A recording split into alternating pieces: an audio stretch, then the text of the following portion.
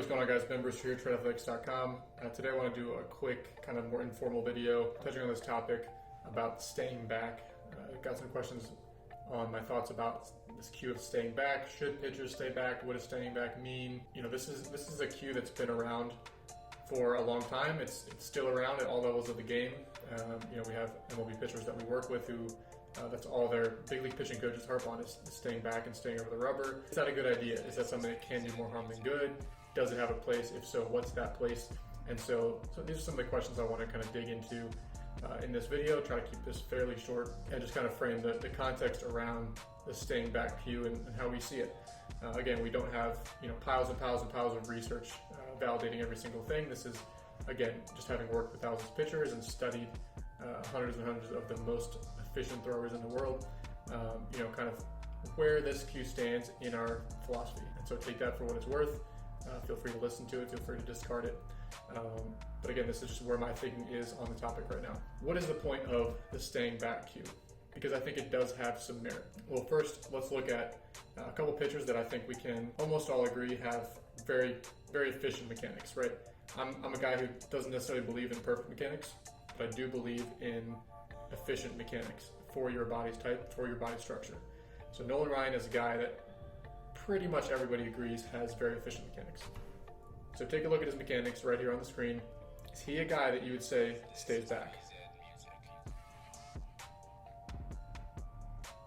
Okay, let's take a look at another guy that we can pretty much all agree has very efficient mechanics. Jacob deGrom. As you watch Jacob deGrom throw, is he a guy that you would say stays back?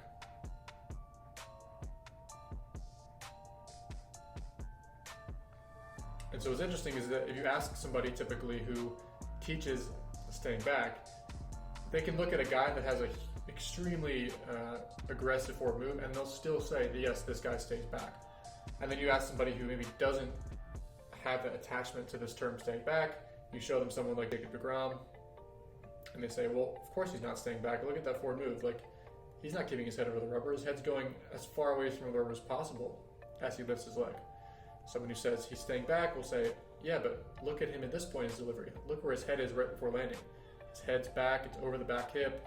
He's locked and loaded with that upper half. He's staying stacked over the pelvis. And the reality is that both people are right. deGrom and Nolan Ryan and countless other hard-throwing pitchers, they do have a forward move, but they also stay back. And so what does this mean? What does it mean to move forward while staying back, and when does that happen? So staying back, again, the point of it is to avoid what everyone agrees is a bad idea, which is to leak forward with the upper half.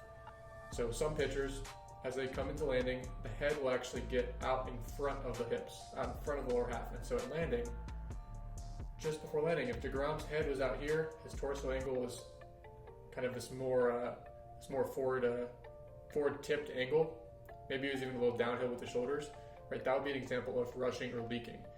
Again, don't have a ton of studies to show that rushing or leaking is inherently bad, but feel free to go through it both ways. Feel free to land with your head way out over your front hip, see how hard you throw. Then keep your head stacked over your pelvis, over your back hip, see how hard you throw. It's again, fairly easy to split test. I'm sure someone's going to comment that I don't have 20 studies to prove that.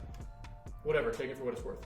So that's where the idea of staying back came from, and that's what we're ultimately all agreeing we are trying to avoid. We're trying to avoid rushing the upper half relative to the pelvis into landing. The point being that all this potential energy we're trying to build from the lower half, we want as much of that to make its way up through the torso as possible, up through the spine. And if you land and you've already leaked forward, you're not in a position to optimally unwind that energy segmentally through the spine and have a chance of getting as much of that out and around into the scapula, humerus, forearm, and ball as possible. That's kind of the context for the conversation. That's what we're ultimately trying to remedy, that situation. So here's the problem. Here's what happens when you tell a pitcher to stay back. And this is a pitcher that he's a coach for us. On the right is kind of close representation of a warm-up throw with his normal mechanics, and then kind of a warm-up throw where he is trying to stay back. He's like what would you do if someone told you you had to stay back over the rubber? So let's take a look at him on the right. Again, low effort throw, take it for what it's worth. But you can see as he lifts his leg, there's a forward move, His center of mass is somewhere around here. It's out inside his back foot. He's not stuck over his back side. And now as he drops into his back leg, he begins to shift forward. On the left, this is what happens when he thinks stay back. He's keeping his head back over the rubber. His head stays stuck over the back foot. And at peak leg lift, he hasn't shifted his weight at all. He's still very much centered. He's at this, traditional balance point position, which some people would say balance points are great. That's not a problem. I would disagree, but we'll get into that more in a second.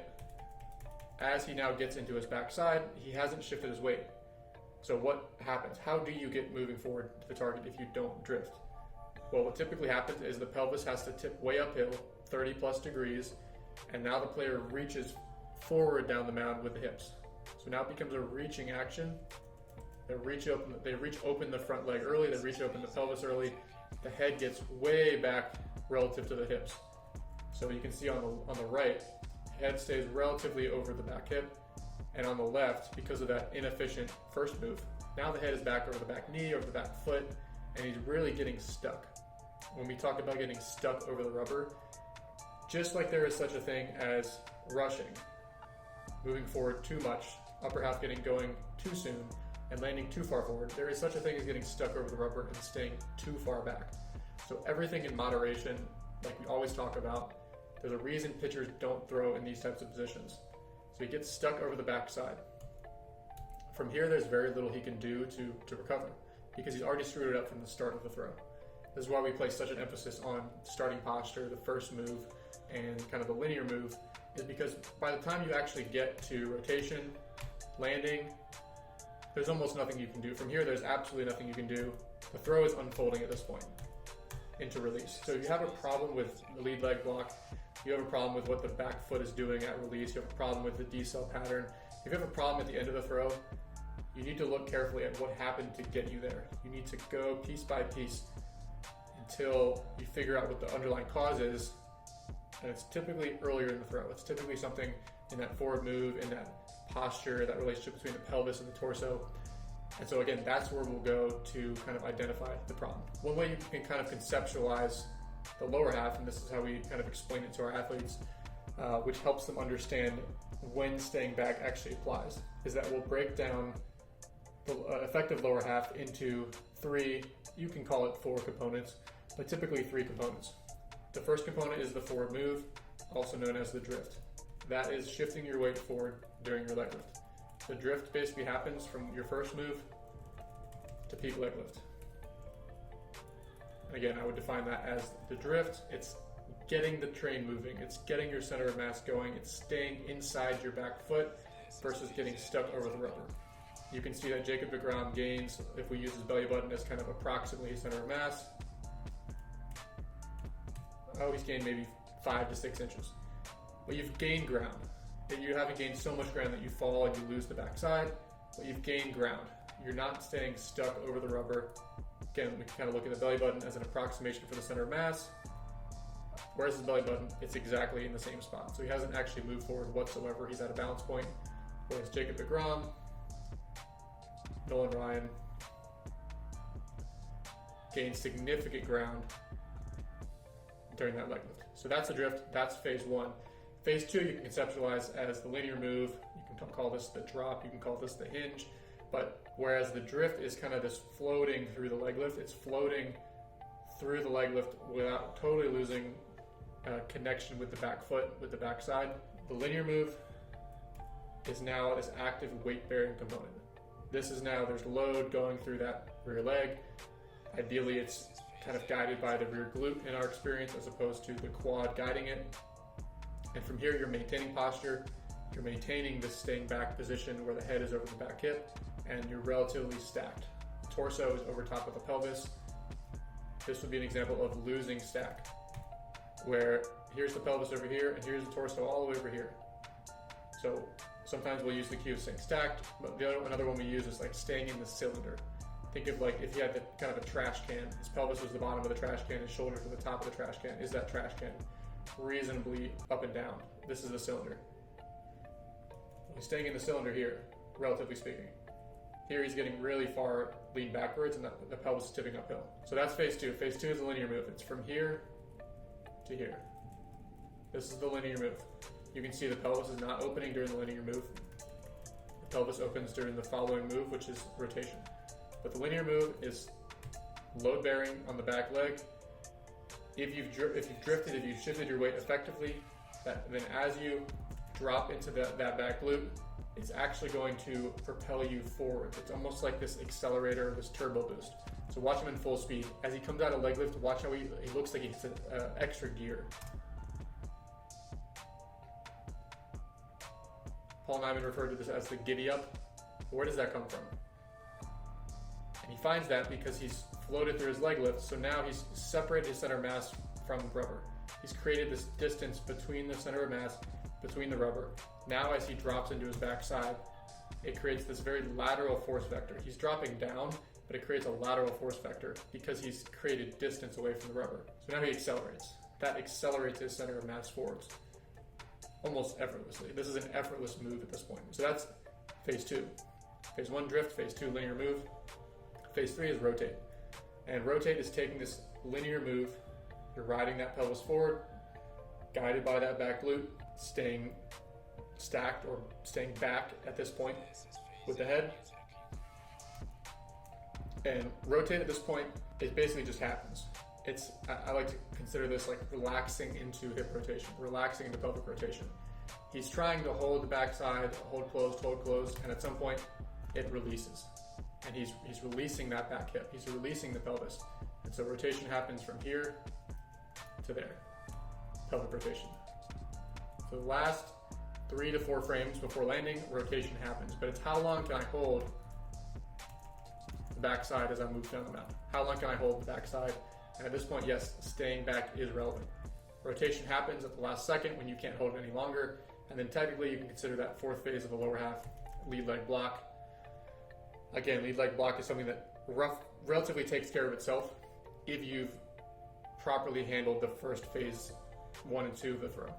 So most lead leg block problems and most problems with pelvic rotation and all problems with back leg just about, they're happening from something earlier on in the throw. So where does staying back actually fit in? Well, staying back does not fit in to that first move. If anything, that first move is actually, you want to be moving forward as early as possible. So where is Jacob deGrom's head relative to his pelvis? His head's over his front hip during his leg lift. What about during the linear move?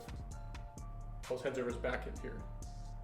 So what you'll find is that the drift is actually the point at which you don't want to be staying back.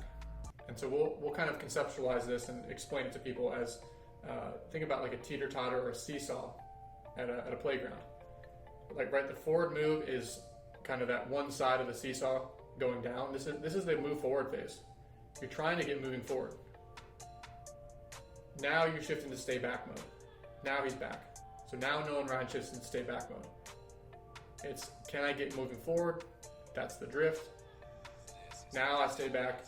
Now the upper half shifts back. As long as you are aware of not letting a player get stuck over the rubber and stay too far back, as long as you don't bypass the actual drift component to the throw, as long as you don't bypass that move, staying back works wonders in that second phase of the throw for an athlete who's leaking forward onto his front side. It's just not a cure-all cue that you can blanket apply to everybody.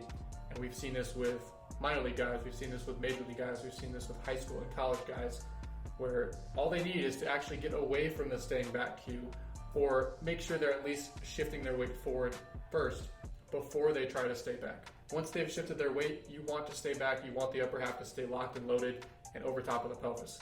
It's just the positions that you get into are suboptimal if you don't first do that drift phase.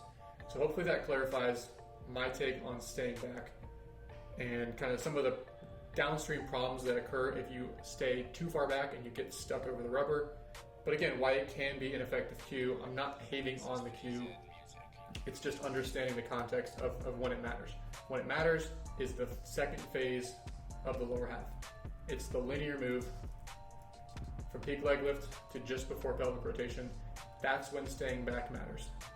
Staying back is probably the opposite of what you want to do from when you first begin to lift your leg to peak leg lift. Hopefully that explains it. If you guys have any questions, go ahead, drop your comment down below. I know it's a little bit of a complex topic, especially doing over a screen recording where people are not demonstrating things as actively, but I wanted to give you guys my take. Let me know your thoughts, and I'll see you guys in the next video.